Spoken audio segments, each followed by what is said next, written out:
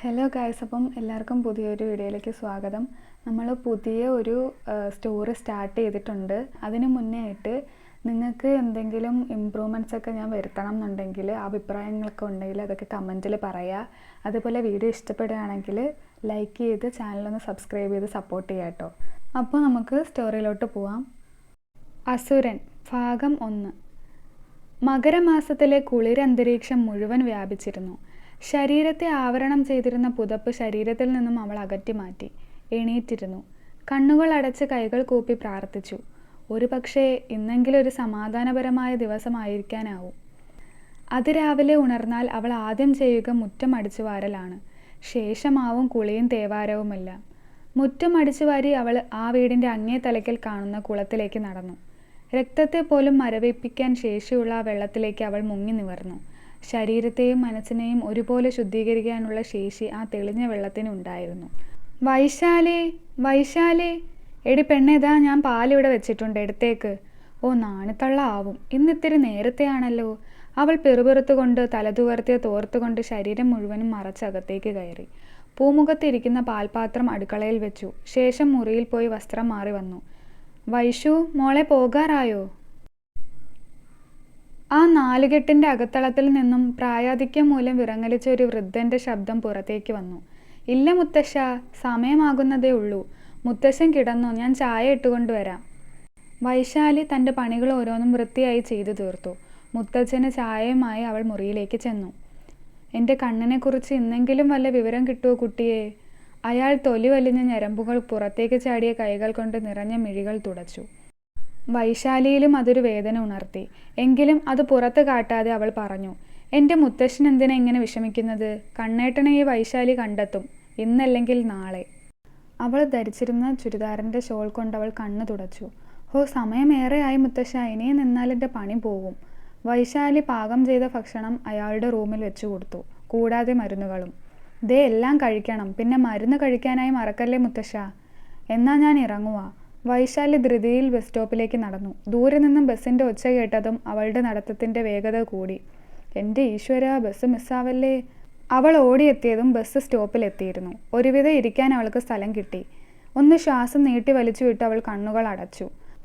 തണുത്ത കാറ്റ് അവളുടെ കേശഭാരതത്തിലെ കാച്ചിയ എണ്ണയുടെ ഗന്ധം പിറകിലിരിക്കുന്നവരുടെ നാസികത്തുമ്പിൽ പടർത്തി. ഇടയ്ക്കെപ്പോഴോ കണ്ണുകൾ വഴിയോരത്ത് വെച്ചിരിക്കുന്ന പോസ്റ്റിലേക്ക് നീണ്ടു. പ്രശസ്ത നർത്തകി മാലിനി മഹേശ്വർ ടൗൺ ഹാളിൽ നടക്കുന്ന നൃത്തവേദിയിൽ പങ്കാളിയാകുന്നു. 23/8/2020. ഏവർക്കും സ്വാഗതം. വൈശാലിയുടെ കണ്ണിൽ നിരാശ പടർന്നു.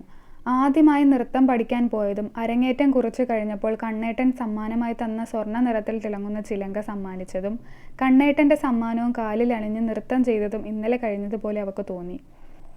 സിറ്റിയിലെ ആർഭാടത്തിന് ഉദാഹരണമായ മംഗല്യ ടെക്സ്റ്റൈൽസിൻ്റെ മുന്നിൽ അവൾ നിന്നു. അവളെ കാത്തവിടെ നിഹാരിക നിൽക്കുന്നുണ്ടായിരുന്നു. എവിടെയായിരുന്നു മോള്? ദേ ഇന്നും 10 മിനിറ്റ് ലേറ്റ്. അറിയാലോ, ആ മാനേജർ തക്ക നോക്കിയിരിക്കുക നിന്നെ പൂട്ടാൻ. പോയി വസ്ത്രം മാറി വാ പെണ്ണേ. ഒരു ശാസനയോട് പറഞ്ഞിട്ട് അവൾ കസ്റ്റമേഴ്സിൻ്റെ അടുത്തേക്ക് പോയി. വൈശാലി ഡ്രസ്സിംഗ് റൂമിൽ കയറി അവളുടെ ഡ്രസ്സ് പുറത്തെടുത്തു. അത് കണ്ടപ്പോൾ തന്നെ അവളിലൊരു വിഷമം തോന്നി. അത് ധരിച്ച് അവൾ കണ്ണാടിയിൽ നോക്കി. കഷ്ടിച്ച് മുട്ടുവരെയുള്ള സ്കേർട്ടും ഷർട്ടും. അവളുടെ ആകാരവടിവ് എടുത്തു കറിയിക്കുന്നുണ്ടായിരുന്നു ആ വസ്ത്രം. ശരിക്കും അവൾക്ക് ഒരുതരം വെറുപ്പ് തോന്നി. ഡ്രസ് കോഡാണ് സെയിൽസ് ഗേളിന് വേണ്ടത്. പക്ഷേ നാട്ടിൻപുറത്തെ കാഴ്ചകൾ മാത്രം കണ്ടു വളർന്ന ആ പെൺകുട്ടിക്ക് ഇത്തരം വസ്ത്രങ്ങളോട് വെറുപ്പായിരുന്നു. പട്ടുപാവാടയും ധാവണിയും മാത്രമായിരുന്നു അവൾക്ക് നേരിൽ കണ്ട് പരിചയം. എൻ്റെ കണ്ണാ, എനിക്ക് ഈ സാഹചര്യത്തിൽ ഇവിടുന്ന് മാറാൻ കഴിയില്ല. ദേ നിന്നെ വിശ്വസിച്ച് നിൽക്കുക ഇവിടെ, എനിക്ക് ശക്തി തരണേ. അവൾ പെട്ടെന്ന് പുറത്തേക്കിറങ്ങി. ഹേ വൈശാലി, താനിന്ന് ആ സാരി കോർണറിൽ നിന്നോ? പെട്ടെന്ന് മാനേജർ വിശ്വം വന്ന് പറഞ്ഞതും അവൾ പെട്ടെന്ന് അവിടേക്ക് നീങ്ങി. വൈശാലി പോയതും വിശ്വം അവളുടെ ശരീരത്തിൻ്റെ അളവുകൾ തൻ്റെ കഴുകൻ്റെ കണ്ണുകളിൽ ഒപ്പിയെടുത്തിരുന്നു. ഇതേ സമയം മറ്റൊരിടത്ത് തനിക്ക് മുന്നിൽ നിരന്നു നിൽക്കുന്ന പോലീസുകാരുടെ മുഖത്തേക്ക് മന്ത്രി ഐസക് കുര്യൻ നോക്കി. താനൊക്കെ എന്തിനാടോ ഈ പണി ഏറ്റെടുക്കുന്നത്? ഓരോ ദിവസവും മനുഷ്യന് തലവേദന തരാനായി കുറേ പേര് ഇറങ്ങും. ഇനി നിങ്ങളുടെ അന്വേഷണ ചുമതല ഞാൻ മാറ്റുന്നു. നിങ്ങൾക്ക് പോകാം. സാർ, ഞങ്ങൾ കഴിവിൻ്റെ പരമാവധി ശ്രമിച്ചു നോക്കി. എന്നിട്ട് ഈ കേസിൻ്റെ ഒരു തുമ്പ് പോലും കണ്ടെത്താൻ കഴിഞ്ഞില്ല. മാത്രമല്ല, എന്തെങ്കിലും ഹിൻ്റ് ആരെങ്കിലും കണ്ടെത്തിയാൽ പിറ്റേന്ന് ചത്ത് മലച്ച് കിടക്കും. ധൈര്യമുണ്ട് സാർ, പക്ഷേ കുടുംബം നോക്കാൻ താനേ ഉള്ളൂ എന്ന ചിന്ത വരുമ്പോൾ ഏത് ധൈര്യശാലി ഒന്ന് വിറയ്ക്കും. കൂട്ടത്തിൽ തൻ്റെയിടം നിറഞ്ഞ ഒരുത്തൻ പറഞ്ഞു.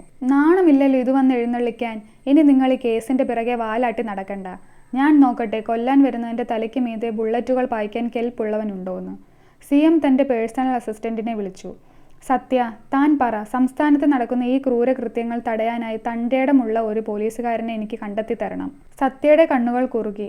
അയാൾ ഗാഢമായി എന്തോ ചിന്തിച്ചു. പെട്ടെന്ന് അയാളുടെ ചുണ്ടിൽ ഒരു പുഞ്ചിരി വിരിഞ്ഞു. സർ, അങ്ങനെ ഒരാളുണ്ട്. ലോകത്തൊന്നിനെയും ഭയമില്ല അവന്. ഒരു ലോകം തന്നെ എതിര് നിന്നാലും തൻ്റെ ലക്ഷ്യത്തിൽ നിന്ന് പിന്തിരിയാത്തവൻ. സർവീസിൽ കയറിയിട്ട് 3 വർഷം കഴിഞ്ഞു. ഇതിനിടയിൽ 16 സസ്പെൻഷൻ വാങ്ങി. റെക്കോർഡിൽ ക്ലീൻ ഇമേജ് അല്ല ഇവന്. നല്ല അസലൊരു തെമ്മാടി. തെറ്റ് കണ്ടാൽ അത് പരിഹരിക്കുന്നത് കാണിക്കുന്നതിൻ്റെ നട്ടെല്ലൊടിച്ചിട്ടാകും. ഇതിനെല്ലാം പുറമെ he is A sharp shooter. Extra brilliant ആണ്. ചെയ്യുന്ന പണിക്ക് ആത്മാർത്ഥത കൂടുതലാണ് അവന്. പിന്നെ സാർ, ഇപ്പോൾ ഈ കേസ് തെളിഞ്ഞാൽ ഒരിക്കലും കുറ്റവാളി ജീവനോടെ കാണാൻ കഴിയില്ല. എൻകൗണ്ടറിൽ കൊന്നെന്ന് പറഞ്ഞ് കേസ് ക്ലോസ് ചെയ്യും. അതാണ് അവൻ്റെ പതിവ്. ഇനി CM പറഞ്ഞാലും PM പറഞ്ഞാലും അവന് തോന്നുന്നത് മാത്രമേ അവൻ ചെയ്യൂ. അല്ലടോ, എന്താ അയാളുടെ പേര്? ACP ആദ്രവ് ദീക്ഷിത്. പക്ഷെ അസുരൻ എന്ന ഇരട്ടപ്പേര്. ഇരട്ടച്ചങ്കനാണ്. ഒന്നിനെയും ഭയമില്ലാത്ത അസൽ വേട്ടക്കാരൻ. ആദ്രവിനെ പറ്റി പറയുമ്പോൾ സത്യയുടെ കണ്ണുകളിൽ ഒരു അത്ഭുതം നിറഞ്ഞു. ബഹുമാനം എന്നതിനുപരി അവനോട് അയാൾക്ക് ആരാധനയായിരുന്നു. എങ്കിൽ നാളെ തന്നെ അയാളോട് എന്നെ വന്ന് കാണാൻ പറയടോ. പക്ഷേ സാർ, ഒരു പ്രശ്നമുണ്ട്. ആള് സസ്പെൻഷനിലാണ്. 2 മാസമായി. വാട്ട്? അതെ സാർ, സീനിയർ ഓഫീസറെ തല്ലിയതിനെ തുടർന്ന്. എടോ, ഇത് വേലിയിലിരിക്കുന്ന പാമ്പാകോ? CM ചോദിച്ചതും സത്യ ചിരി കടിച്ചു പിടിച്ചു. എനിവേ, നാളെ അയാളോട് ജോയിൻ ചെയ്യാൻ പറ. സസ്പെൻഷൻ പിൻവലിച്ച ഓർഡർ ഞാൻ അയാൾക്ക് മെയിൽ ചെയ്തേക്കാം. ജിമ്മിലിരുന്ന് വർക്കൗട്ട് ചെയ്യുന്നതിനിടയിൽ ആർദ്രവിൻ്റെ മൊബൈൽ ഒരു മെയിൽ വന്നു. പക്ഷെ അത് കണ്ടത് റാമായിരുന്നു. ഡാ കുഞ്ഞ, അതേ നിന്റെ സസ്പെൻഷൻ പിൻവലിച്ചു കേട്ടോ. Hey dad, this is not fair. എന്നെ എന്തിനാ ഇങ്ങനെ കുഞ്ഞ എന്ന് വിളിക്കുന്നത്? എനിക്കത് ഇഷ്ടമല്ല. വേണേൽ ആദ്യം എന്നാക്കിക്കോ. ഡാ ചെറുക്ക, ഇപ്പം അതാണോ പ്രധാനം? നീ ഈ ഓർഡർ കണ്ടോ? CM നേരിട്ട് അയച്ചതാണ്. എനിക്ക് ചെയ്യാൻ പറ്റുന്ന എന്തെങ്കിലും കേസ് വന്ന് കാണും, അതാ. എന്തായാലും 2 മാസം നീ അറിഞ്ഞ് ദേഹം അനക്കിയില്ലല്ലോ. താടിയും മുടിയും നീട്ടി വളർത്തി ആകെ ഒരു കോലം. നീ പോയി ഇതൊക്കെ ഒന്ന് ഓക്കെയാക്ക്. ഞാൻ സീതമ്മയോട് പറഞ്ഞിട്ട് വരാം. റാം പുറത്തേക്കിറങ്ങി. ആദ്രവിൻ്റെ മുഖത്ത് ഗൂഢമായ പുഞ്ചിരി വിരിഞ്ഞു. ആരോ തൻ്റെ അടുത്ത ഇരയാകാൻ പോകുന്നു. അവൻ അടുത്തിരുന്ന പഞ്ചിങ് ബാഗിലേക്ക് ആഞ്ഞടിച്ചു. സീതമ്മേ! റാം സീതയെ വിളിച്ചുകൊണ്ട് അകത്തേക്ക് കയറി. റാം, ഞാൻ കിച്ചണിലാണ്.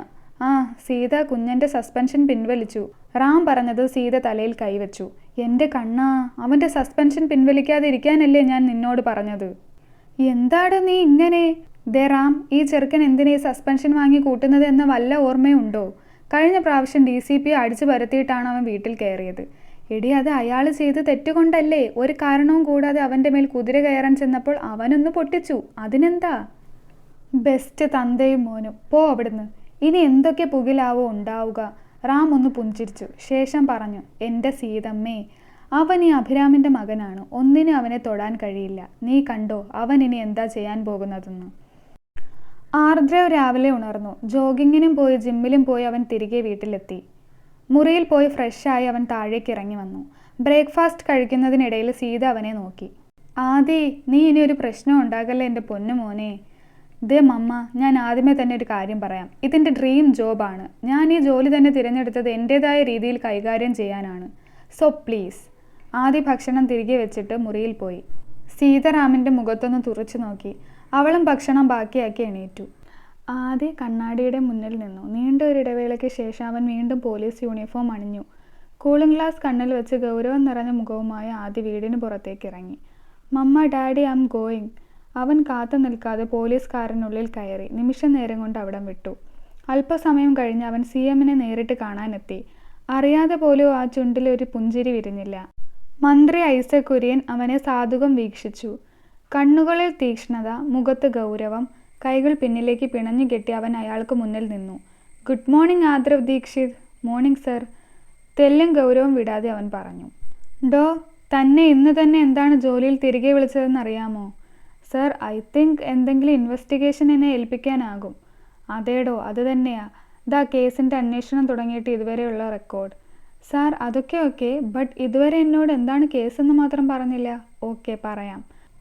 നമ്മുടെ നാട് എത്രത്തോളം വളർന്നെന്ന് പറഞ്ഞാലും സമൂഹത്തിൽ പിന്നോക്കം നിൽക്കുന്ന ഒരു വിഭാഗമാണ് ആദിവാസി സമൂഹം. അവിടെ ആ സമൂഹത്തിൽ എന്ത് സംഭവിച്ചാലും നമ്മൾ ആരും അറിയുന്നില്ല. അല്ലെങ്കിൽ ആ പാവങ്ങൾക്ക് അത് പുറത്തെങ്ങനെ പറയണമെന്നറിയില്ല. എന്നാൽ ഇതിൽ നിന്നെല്ലാം വ്യത്യസ്തമായി ഒരു പെൺകുട്ടി മുന്നിലേക്ക് വന്നു. അവളെ രഹസ്യമായി നമ്മുടെ ഡിപ്പാർട്ട്മെൻറ്റിലെ പോലീസുകാരനായ കൃഷ്ണനാഥിനോട് മൊഴി നൽകി. പക്ഷേ പിറ്റേന്ന് പുലർച്ചെ തന്നെ അവളുടെ ശരീരം കടവിൽ പൊങ്ങി. അന്നു മുതൽ കൃഷ്ണനാഥും മിസ്സിംഗ് ആണ്. അതിന് പിന്നിൽ ഉന്നതങ്ങളിലുള്ളവന്മാരുടെ കൈകളുണ്ടെന്ന് എനിക്ക് മനസ്സിലായി. എന്തായാലും എന്തോ ഒരു തെളിവ് അവർക്കെതിരെ ആ പെൺകുട്ടി കൊടുത്തിട്ടുണ്ട്. സോ തൻ്റെ ജോലി ആ സമൂഹത്തിൽ എന്താണ് നടക്കുന്നത് എന്ന് കണ്ടെത്തണം. പിന്നെ ആ പെൺകുട്ടിയുടെ മരണവും SI കൃഷ്ണനാഥിൻ്റെ തിരോധാനവും. ആദ്യ ഗൗരവത്തോടെ അയാളെ നോക്കി. ശേഷം സല്യൂട്ട് ചെയ്ത് പുറത്തേക്കിറങ്ങി. അമിതമായ സംസാരമോ പുഞ്ചിരിയോ ഒന്നും അവനിൽ പ്രകടമായില്ല. അവൻ്റെ ഈ പെരുമാറ്റം CM ഐസക്കിൽ ഒരു സംശയം ജനിപ്പിച്ചു. എങ്കിലും അവനിൽ അയാൾ പ്രതീക്ഷ അർപ്പിച്ചിരുന്നു. തുടരും.